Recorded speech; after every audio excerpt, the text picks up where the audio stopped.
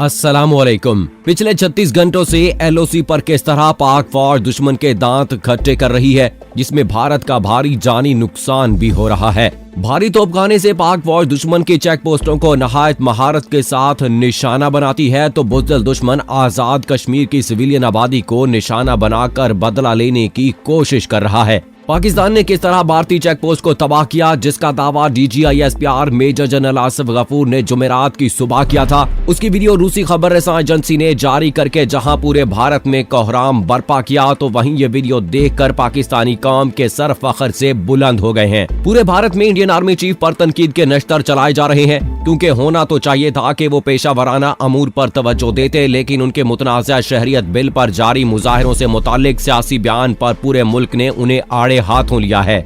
मजीद तफसील में जाने से पहले आपको बताते चलें कि आप देख रहे हैं अपनी दुनिया टीवी। वीडियो को व्हाट्सएप, फेसबुक और दीगर सोशल मीडिया पे जरूर शेयर करें। लाइक करने के साथ साथ हमारे चैनल को भी सब्सक्राइब करें और साथ में घंटी के निशान को दबाना मत भूलें। कमेंट बॉक्स में पाकिस्तान जिंदाबाद, पाक फौज जिंदाबाद, ISI के गुमनाम हीरोज को सलाम और कश्मीर बनेगा पाकिस्तान का नारा जरूर कमेंट कीजिएगा। दोस्तों, जेरे जमीन बंकर्स भी भारतीय फौज को जानी नुकसान से ना बचा सके। पाक फौज करती है, इसका सबूत भी मीडिया के सामने ले आती है।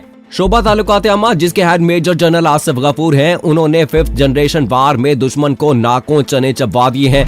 अब आलमी मीडिया भी आसिफ गफूर साहब के दावों को सच्चा साबित कर रहा है। जुमेरात की सुबह मेजर जनरल आसिफ गफूर ने एक ट्वीट किया, जिसमें उन्होंने LOC पर जारी लड़ाई और ताज़ा तरीन सूरत हाल से आगाह किया। तफसीलात के मुताबिक भारतीय फौज की जानिब से LOC पर इश्तियाल अंगेजियां बढ़ती जा रही हैं। DGISPR ने कहा कि भारतीय फोर्सेज ने हाजी पीर सेक्टर पर बिला इश्तियाल फायरिंग की है, जिसका भरपूर जवाब दिया गया।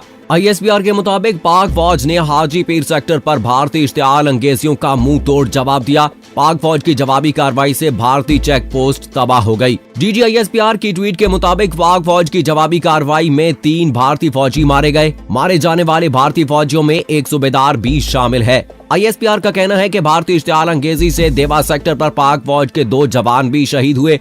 शहीद नायब सूबेदार कंदीरो सक्कर की तहसील पुनु आकिल का रहायशी था, जबकि शहीद सिपाही मोहम्मद एहसान का ताल्लुक जेहलम की तहसील पिंड दादन खान से था। अब रूसी खबर रसां एजेंसी ने LOC पर जारी फायरिंग और चौकियों को तबाह होता दिखा दिया है। सोशल मीडिया पर जारी वीडियो के हवाले से रूसी खबर रसां एजेंसी का दावा है कि ये पिछले घंटों के दरमियान पाक भारत अफवाज के मबैन जारी सख्त लड़ाई की वीडियो है, जिसमें एक तोपखाने की गोलाबारी से एक चेक पोस्ट को भी तबाह होते दिखाया गया है। ये वीडियो ऐसे वक्त पर रिलीज हुई जब पाकिस्तान आर्मी के शोबा ताल्लुकात आमा के DGISPR आसिफ गफूर की तरफ से जुमेरात की सुबह भारत की एक चेक पोस्ट तबाह करने और 3 फौजियों को हलाक करने का ट्वीट किया गया। और भारत में आर्मी चीफ बिपिन रावत पर मुल्क में जारी हंगामों से मुतालिक बयान देने पर सख्त तनकीद की जा रही है और उनके इस मुतनाज़ा बयान को इनकी तरफ से मुल्की सियासत में मुदाखलत का नाम दिया गया है। अपने खिताब में जनरल बिपिन रावत ने जुमेरात को नई दिल्ली में एक तकरीब से खिताब करते हुए कहा है कि लीडर वो होते हैं जो लोगों को दुरुस्त सिमत पर चलाते हैं। लीडर वो नहीं होते जो लोगों को नामुनासिब सिमत दिखाते हैं। जिस तरह हमने देखा कि बड़ी तादाद में जामियात और कॉलेजेस के तलबा बाहर निकले। आर्मी चीफ ने मुजाहिरों की क़यादत करने वाले रहनुमाओं की जानिब इशारा करते हुए कहा कि रहनुमा वो होता है जो क़यादत करता है। जब आप आगे बढ़ते हैं तो लोग आपके कदम के साथ कदम मिलाकर चलते हैं। उनके बकौल जिस तरह लोगों के हजूम असलहा लेकर निकले और मुख्तलिफ शहरों और कस्बों में हंगामा आराई करते रहे, ये लीडरशिप नहीं होती। जनरल बिपिन रावत के बयान को हिज़्ब इख्तिलाफ की जमातें सियासी बयान करार दे रही हैं। याद रहे कि जनरल बिपिन रावत 31 दिसंबर 2019 को अपने ओहदे से रिटायर्ड हो रहे हैं और उनका बयान रिटायरमेंट से महज 4 रोज पहले सामने आया, जब शहरियत कानून के खिलाफ मुल्क भर में मुजाहरे हो रहे हैं। जनरल बिपिन रावत के बयान पर हिज़्ब इख्तिलाफ की सबसे बड़ी जमात कांग्रेस के तर्जमान बरजेस कल्पा ने अपने रद्द-ए-अमल में कहा है कि army chief general Bipin Rawat का बयान शहरियत कानून के खिलाफ होने वाले एहतजाज की मुखालफत में है, जो कि मुकम्मल तौर पर आईनी जमहूरियत के खिलाफ है। उन्होंने कहा कि अगर आर्मी चीफ को आज सियासी मामलात में बयानबाजी की इजाजत दी गई तो कल उन्हें हुकूमत का तख्ता उलटने का भी जवाब मिल जाएगा।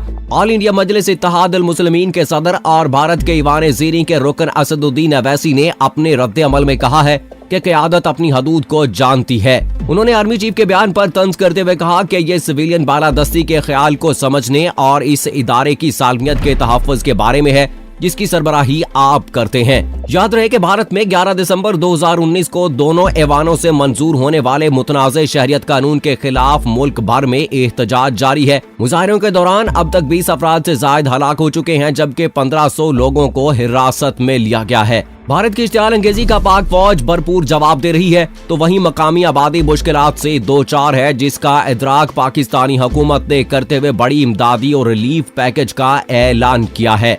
वजीर आज़म इमरान खान की जेर सदारत वफाकी काबीना के इजलास में गुज़श्ता रोज कंट्रोल लाइन पर भारतीय फायरिंग से मुतासरा 13,982 घरानों की मदद व बहाली पैकेज की मंजूरी दी गई। इजलास के बाद वजीर आज़म की माविन खसूसी बराए इत्तलात व नशरियात डॉक्टर फिरदौस आशिक अवान ने प्रेस कॉन्फ्रेंस में काबीना के फैसलों से आगाह किया और बताया कि काबीना ने 12 दिसंबर के इक्तसादी राब्ता कमेटी के फैसलों की तौसीक की और दीगर इंतजामी अमूर के अलावा LOC पर भारतीय फायरिंग से मुतासर होने वाले अफराद के लिए इमदादी पैकेज मंजूर किया।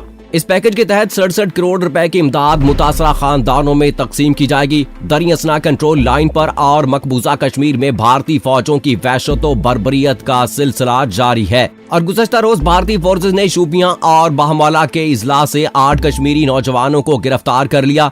कश्मीर मीडिया सर्विस के मुताबिक पुलिस ने शोपियां के इलाका वादीपुरा और कटपुरा में घरों पर छापों के दौरान 3 नौजवानों को गिरफ्तार किया।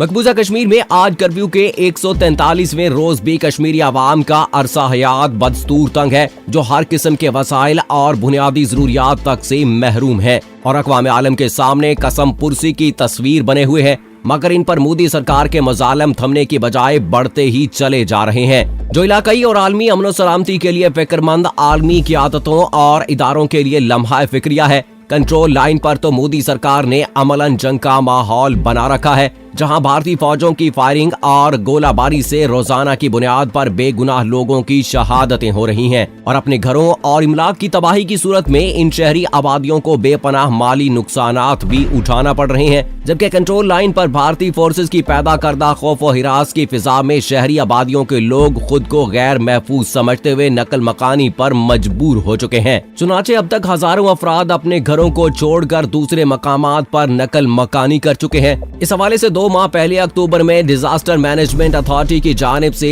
एक चश्मकुशार रिपोर्ट जारी की गई थी, जिसमें अक़वाम आलम को गहरी तशवीश के साथ आगाह किया गया कि रवां साल जनवरी से अक्टूबर तक कंट्रोल लाइन और इससे मुल्हिका शहरी आबादियों पर होने वाली भारतीय जारहियत के नतीजे में 50 घर मुकम्मल और 440 मकानात जुज़वी तौर पर तबाह हुए हैं।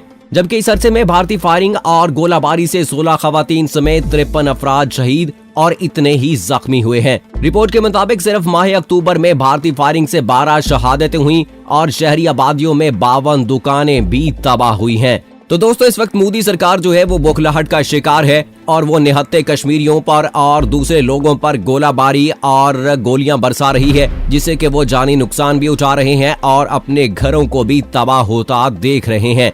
और जिस तरह से बिपिन रावत ने बयान दिया है, तो उससे बज़ाहिर ये लगता है कि वो सियासत में मदाखलत कर रहे हैं। उनका कोई जवाब नहीं बनता कि वो आम शहरियों के हवाले से कोई ऐसी बात करें कि जिससे सियासत का अंसर नजर आता हो, और वो भी इतना पास जाके कि सिर्फ 4 दिन बाकी हैं उनके रिटायरमेंट में, और अब उनकी तरफ से ऐसा कोई बयान सामने आए तो यकीनी तौर पर लगता ऐसा है कि किसी भी दिन और किसी भी वक्त जो है वो मोदी सरकार की हुकूमत का तख्ता पलटा जा सकता है।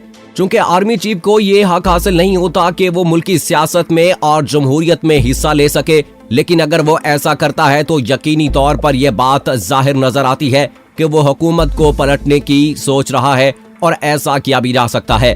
जिस तरह से भारत में हमने देखा कि वहाँ की आवाम जो है वो मुकम्मल तौर पर मोदी सरकार के खिलाफ नजर आती है, न सिर्फ मुसलमान और दूसरी अकलियतें, बल्कि अब तो हिंदू बरादरी भी नरेंद्र मोदी के खिलाफ बयानबाजी और एहतजाजी रैलियों में शामिल होती नजर आती है और उनके खिलाफ मोदी हिटलर का नारा लगाती हुई नजर आती है। तो दोस्तों, जिस तरह से मोदी सरकार ने पंगा लिया है पाकिस्तान के साथ, पाकिस्तान आर्मी के साथ, तो अब देखना होगा कि एक चेक पोस्ट नहीं बल्कि कितनी चेक पोस्टें तबाह होती हैं, तो भारत लाशें उठाता रह जाएगा, उनके मंदिरों में घंटियां बजना बंद हो जाएंगी अगर पाकिस्तान के साथ पंगा लेता है। चूंकि पाकिस्तान आर्मी, पाकिस्तान की आम आवाम के साथ अल्लाह ताला की मदद है। हमारे पास बेशक ताकत कम हो, हमारे पास असलहा बेशक कम हो, लेकिन पाकिस्तानी आर्मी और मुसलमानों के दिलों के अंदर जो जोश और वलवला और अल्लाह ताला का खौफ और अल्लाह ताला की कुव्वत है, उसका कोई मुकाबला नहीं कर सकता।